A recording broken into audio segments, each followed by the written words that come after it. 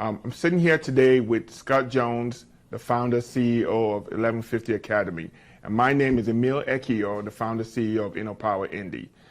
1150 Academy is a title sponsor of our conference this year, and we're so excited to have Scott here with us to talk about 1150 and just talk about the organization, the impact the organization is having on our community in Indiana as a whole. Scott, thank you so much for joining us. Thank you, Emil. It seemed like just yesterday we bumped into each other. And we did. We got introduced by Alicia, and it's been great working with you on really important initiatives. And I love what you're doing with InnoPower, the conference, bringing together the who's who in most vulnerable populations and how we can serve them. Thank you, Scott. I mean, I remember clearly when we first met. It just seemed like we hit it off in the conversation about empowering other people and the impact we can have trying to raise people up and uplift people through tech. Could you talk about that to the audience? Right. We've been doing this for about 7 years, and we've been trying to really make a dent for those most vulnerable populations, whether it be people of color. We have about 25% already, but we think it could be much more. We have about 29%, actually it's gone to 36% women, and about 10% veterans. That's just gone to about 15%. So these are populations that are not participating typically in tech, right? They're underrepresented in tech at all levels. And we've been very successful at bringing through a couple of thousand people through our school. And in 90 days, or 180 days for the part-time program, we're able to bring people up the ramp on skills that will serve them not just for the next job, but for a whole career. In fact, I often say you'd have to try, if you actually learn the skills in 90 or 180 days, you'd have to try pretty hard not to make $1 million in your next decade. And so we're taking people that are making, $12 an hour or $15 an hour, and we're catapulting them in this very short period of time to earning mid-50s to start, but in a year and a half, these people are making 6 digits because these skills are high impact. They allow you to go into high value, high impact jobs quickly. And our outcomes are as good as 4-year college degree programs in computer science, right? The starting salaries, the placement level that we're getting, the graduation level, and we're doing it 16 times faster. So what I love about Scott is, as you can see, is immediately he jumps into the work, right? His all about the work, all about the outcomes. But let's rewind this conversation a little bit, Scott. Yeah. I want the audience to kind of know about you and learn about your journey as an entrepreneur. How did you get here? What is 1150? Could you just talk about your journey? So we made 1150 to be an immersion program, an accelerated journey. Kind of like the Mormon Church is really good at skilling people up in literally 2 to 10 weeks to go off and do a 2-year mission, right? And speak the language. Even the military tries to figure out how they do it because it's the best in the world. So we wanted to create the best in the world program. And the reason I wanted to do that is I have learned through a deep dive into technology. So I was originally pre-med, I took the MCAT, was going to be a doctor, and went down to IU Bloomington and sort of futzed around, and in my 2nd or 3rd senior year, I decided I would take a computer class. And I was always scared of it. I was so scared. I knew I kind of sensed that I would love it, but I was scared to make the leap, right? And I stayed in my comfort zone, but I took that leap, took that first computer class, and I stayed up all night, every night, when I was, 20 years old, and, against my parents' better judgment maybe, but I really put everything into it. And the next semester I took every other course in computer science that was offered and just took a really deep dive. And I learned so much through that process. It's like, I go back to language, it's like a study abroad program where you go to France or China or Russia to learn the language and you speak no English, right? You speak that language, or Nigeria, and you speak that language. That's the only way you're going to learn it, right? You'll be more competent in a very short period of time than a graduate degree with 8 years in the classroom, right? Interesting. and so I learned that early on, and I've applied it in my tech career where I did voicemail I didn't know anything about telecommunications. I knew something about computers, but I was diving into a siloed industry that had been separate from computers. And I figured it out through immersion, and then went on to do the same thing in robotics, in music, now with the Academy. And so I like to dive into things and figure it out. And that's what we teach at this Academy. It's not so much about just the skills of programming or cybersecurity. It's about learning how to learn for your whole life. So you talked about, you did voicemail and some other inventions. Could you talk a little bit about the voicemail invention? What was that?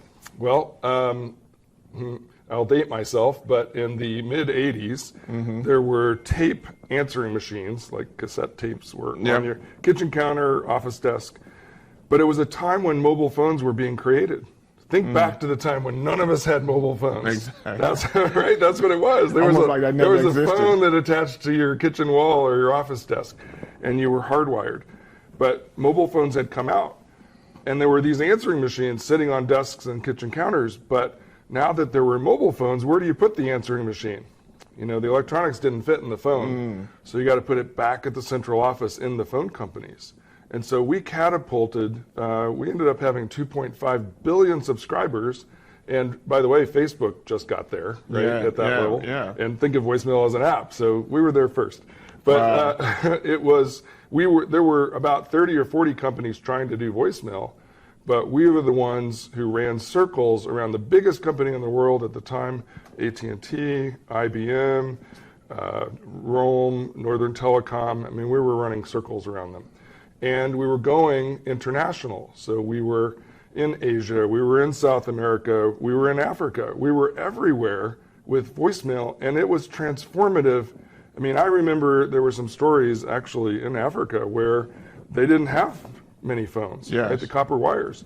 And so there would be a telephone pole in the middle of the village where, you know, you could make outgoing calls, but there was no way to receive a call. And so what happened is, by having voicemail boxes attached to that, you could get a job interview in the village nearby. Wow. And it was transformative in changing the economic opportunities. And this was, you know, a few decades ago. So you had this huge success with voicemail. You know, obviously probably made a lot of money, and then decided to go into 1150 Academy and create the Academy. Why do that? Why spend time doing that when you could be retired and enjoying life in Hawaii? Well, I was in Hawaii for a few years, but just before leaving for Hawaii, I had a company called Cha-Cha, and it was a top 20 website, a top 20 iPhone app, a top 20 Android app. And we had a lot of success. In fact, one of the major providers of virtual assistant, I can't say which one, but like Siri, like Cortana, like Alexa, we had better technology. Like, third parties would rate us and say Cha-Cha was not a little better, but a whole lot better at giving you the answer while you're on the fly on your mobile phone. You can like call and ask the question, and actually a human was involved sometimes to get you that answer. It'd be like calling home, you know, to get that, what was that TV show that you could call to get your, a lifeline? And so Cha-Cha was like that. And so, you know, we had some of the best talent here in the Midwest. But what I mean is, here in the Midwest, we had some of the best talent in the world to create these sites, right, and these iPhone apps. And so we didn't ultimately succeed at the business, but our talent went to Salesforce and Angie's List and Genesis and a bunch of startups all around the community. So our DNA from that company went everywhere, and some of us decided we wanted to do a nonprofit to give back, to give these skills, these world-class skills that catapult you into the technology sector. We wanted to do that, and we started in my house. Wow. And so at first it was a week. And at first it was for people who knew something about computers, and we decided that we really wanted to serve a broader set of people over. So we'd take a little bit longer to teach people from all walks. They could be cooks or line cooks or wait staff or Uber drivers or welders or insurance. I mean, we've had people from all walks, and we've had people who have computer science degrees. And you know what? 2 weeks into our 12-week program, everybody's the same. Yeah. It's sort of like a military boot camp where everybody, gets equalized very quickly. And it doesn't matter where you come from, whether you're at an office desk or, working in a warehouse, it doesn't matter. We can teach these skills if you have passion, if you have grit, if you want it, and if you're able to if you have common sense and logic and you like to solve problems. Those are the people who do really well in tech. And there have been so many people who don't have the opportunities that we want to give those opportunities to. So that's why we created this nonprofit. Wow, you hit on some really, really key themes that strike home with me, right? Just based on my background as an athlete, my whole life has been about skill development. If it was in high school trying to make it to college and play college football, it was about skill development. Right. Once I got into college, it was all about skill development on a daily basis. And then once I got into the NFL, it was definitely about skill development. And what I found once I retired and came into civilian life was the focus on skill development is now prevalent across industry. So everything that you've just talked about as far as skill development and skill development and skill development, That's right. and the fact that everyone could be developed, right? Really brings it back to, 1150 is doing a lot of wonderful things across the country. I hear all the stories. I sit in some of your meetings and hear the staff talk about what's happening. But I'm most excited about two things. The work you're doing on the far east side of Indianapolis and also the work you're doing in Gary, Indiana. Yep. Could we just talk a little bit about, first of all, the far east side of Indianapolis and that work? Well, we've been working in zip code 46218 on the Far East Side with Eastern Star Church for a couple of years, and we've done what we call intro classes, where we'll go in and do kind of a 3-4 hour free session where people dip their toe in the water. And it resonates really well. But there's a lot of life issues that maybe some of our students hadn't had to deal with, right? Because remember that 46218, in that zip code is a food desert. Yes. It's a high crime zone. Yes. There are issues that people have to deal with, and there's a cycle, right, that's hard to break out of. And so what we want is to bring wealth into those neighborhoods. Yes. In 46218, around the church, around Martin University. We have partners in this. We just got a Lilly grant for $5 million to do this work.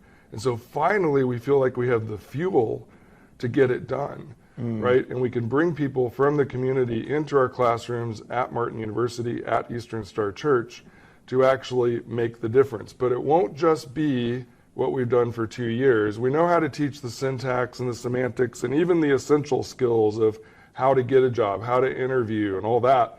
But there's more to it. There's mentoring that we're planning in this program. There's childcare, right, that gets some of the obstacles out of the way.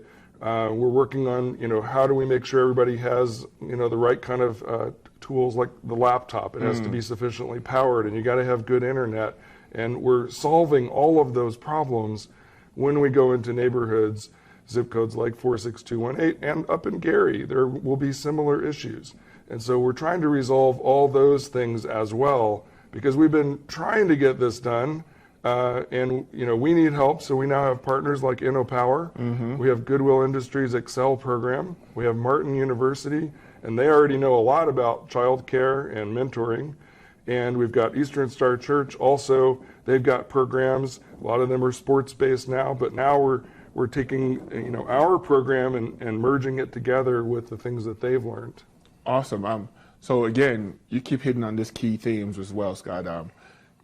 What you just talked about was actually going into the community and designing with the community. That's right.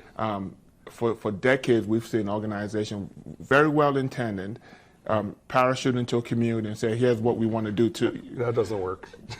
And so I really we're appreciate asking. Exactly. We're listening hard. What do you need, right? And I appreciate that, Scott. The fact that you're thinking of, we're not going to retrofit our existing program into this community. Right. We're going to look to design what we do with the community so we understand the barriers people face. Yeah. So that way they can be successful. And the other thing you said was having the best program in the world, right? Yeah. Again, back to my sports background is everywhere I've coached or played, the whole goal is about winning a championship. It didn't matter the kids we were coaching. We felt like we could develop the skills and our teams could win a championship. So your mindset about the east side of Gary is to win a championship. That's right. What does that look like? Well, to that point, there are individuals who, I might get them in trouble if I named who they were, but they have been to every training program that's accelerated immersion based around the country, maybe outside the country too, and they've come back to us and said, we've seen them all, and you are already the best 1150. And the way we got there is sort of how I did my companies for a few decades, which is fail fast, right? Figure out where the problems are, solve them quickly, and it's what you said, adapting to the situation. And in this case, it's adapting to the communities. And so that's how you become number one. That's how I became, number one with voicemail. Can you say that again to the camera again? Can you talk about how you become number one to the camera? Because that was key. You fail fast, right? You get out there and you try, and when you fall down, you get yourself back up again. You brush yourself off, and you say, "What did I just learn from that?" Right? And you keep going, right? It's the grit, and it's the punching through. People will often say, I've had people who, one guy was the first to make $1 billion, fastest to reach $1 billion. He was on my board of directors, created the laptop computer. And he said, Scott, the unique thing about you is you punch through walls, right? Nothing gets in your way. And that's what we teach here, right, is winning, right? And no matter what it takes, whatever it freaking takes, you do the work. It's not easy, but it will be the thing that you are most proudest of, most happy about getting to the other side of that. And the thing that we do that's different than other schools, for example, is we have like 4 instructors with 30 students that are noticing when you need the help, and we get shoulder to shoulder. I mean, you ought to put your hand up when you don't know the answer, but if you don't, we're gonna notice it. That's how this works, right? That's how we get people through on an immersive, accelerated basis. And from people from all walks who, many of them, like me, way back when, were scared and didn't think they could do it. But we turn those people who have a hope into winners. And that's powerful, right? So we're going into Gary, going into the far east side of Indianapolis. Listen to your passion and your tone is, we're going to do this, right? Yes. And we're going to do this with the community, right. Hand in hand. At the end of the day, 5 years from now, and we look back, how do we know that we've won a championship? How do we know that, man, this has been great, this 5-year journey? Well, I think it's people like you heading InnoPower. It's Dr. Sean Huddleston from Martin University. It's Pastor Johnson, saying, hey, this program was transformative. We've already been able to do that in many ways already. But we're going right into places where everybody knows it's going to be maybe a little more difficult, but we've got the right partners and we're listening hard. What do we have to do to get this right? Right? And we're working closely with our partners. And I think we can all look back and say, did we actually get people placed into not just jobs, but careers that are doubling and tripling their compensation in a short, rapid period of time? This doesn't take 5 years. This is like, now does it happen in 90 days? No, the magic outcomes don't happen in 90 days, but they do happen in about 1.5 years, right? That's when you get to if you're committed, that's when you're able to get that double and triple on compensation and really lift yourself up and your family up, right? And your community up.